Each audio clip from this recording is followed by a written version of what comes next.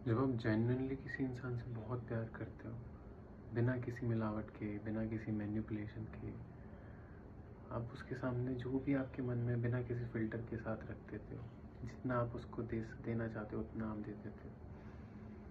तो इस चीज़ के साथ आपके अंदर ये कॉन्फिडेंस तो आता है कि मुझसे जितना हो सकता था मैंने इस इंसान के साथ किया। मैं जितना प्यार इसको दे सकता था मैंने दिया, और कोई और इंसान तो इतना नहीं दे पाएगा।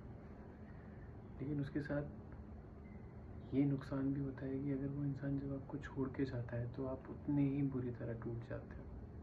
तो ये दोनों चीज़ें हमेशा पैरेलल चलती हैं। कैसे चलती हैं मैं आपको बताता हूँ।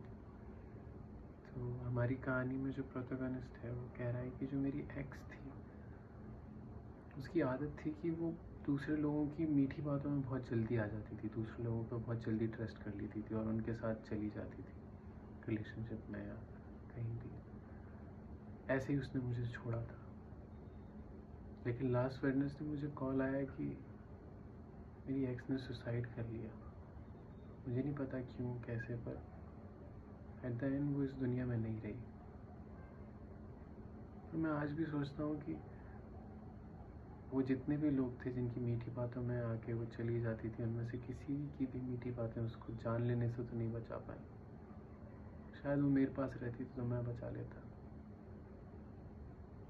पर उसने जिस दिन सुसाइड किया उस दिन मैं बहुत दुखी था, और मैं रात को बहुत ध्यान लगा के ये सुनने की कोशिश कर रहा था कि क्या वो सारे लोग जो उसे लेके चले गए थे वो भी दुखी थे। तो मुझे उन सब के रोने की आवाज़ें सुनाई दे रही थी,